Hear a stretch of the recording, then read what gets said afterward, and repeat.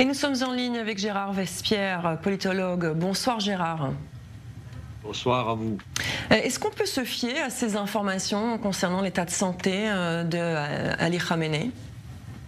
Écoutez, cela fait déjà un certain nombre d'années, n'est-ce pas, que nous savons qu'il est effectivement atteint d'une maladie sérieuse. Donc, avec maintenant le grand âge, il a 85 ans cette année et 35 ans de pouvoir, n'est-ce pas? Donc, je crois que effectivement, le leader iranien arrive vers sa fin de vie et les informations les plus récentes indiquent qu'il souhaiterait peut-être même de son vivant, donc diriger sa succession. En tout cas, le processus de succession est lancé. Alors justement, concrètement, cela change quelque chose, que ce soit Ali Khamenei ou son fils à la tête des ayatollahs ? Écoutez, oui, d'abord sur le plan symbolique, n'est-ce pas? N'oublions pas que la République islamique a renversé le régime monarchique impérial du Shah d'Iran.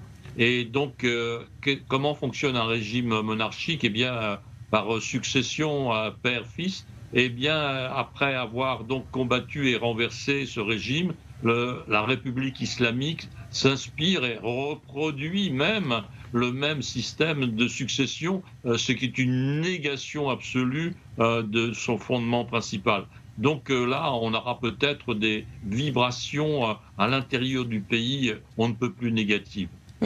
Alors, les rapports entre les ayatollahs et les gardiens de la révolution seraient tendus ces derniers mois, notamment par rapport à la réponse apportée par l'Iran à Israël et ses attaques qui ne seraient pas assez dures selon les gardiens de la révolution. Il semble que le fils de Ali Khamenei, celui qui prendrait donc sa succession, soit plutôt d'accord avec les gardiens de la révolution. Est-ce que par rapport au conflit au Moyen-Orient, cela aussi aura une influence ?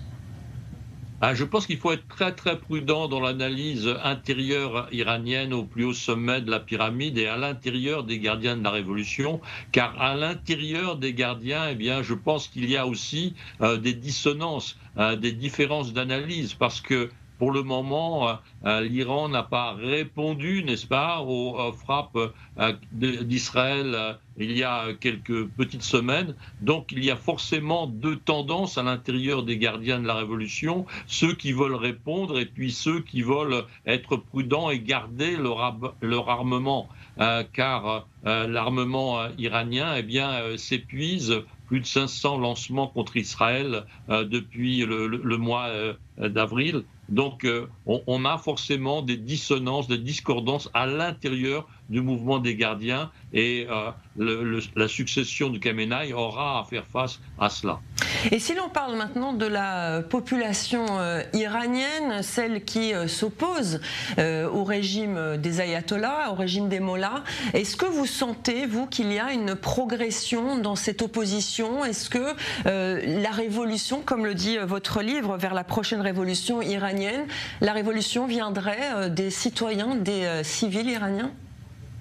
Elle ne peut venir que d'eux. Et donc, effectivement, les circonstances qui sont à même de survenir dans les prochains jours, aux prochaines semaines, avec la disparition ou la succession de Khamenei, eh bien, il restera effectivement au peuple iranien, au mouvement qui se dessine à l'intérieur de l'Iran, aux unités de résistance qui, chaque nuit, pratiquement, eh bien, opèrent des sabotages, opèrent des distributions de tracts, des destructions de symboles du régime dans l'affichage, etc. Eh bien, il y aura ces mouvements qui vont certainement venir au grand jour. Donc le peuple sera l'arbitre, il n'y a aucun doute là-dessus, même s'il y a effectivement à prévoir des réactions violentes des gardiens de la révolution, des forces de sécurité, des Bassidj, mais les manifestants ne resteront pas peut-être toujours désarmés. Merci beaucoup Gérard Vespierre pour votre analyse. Merci à vous.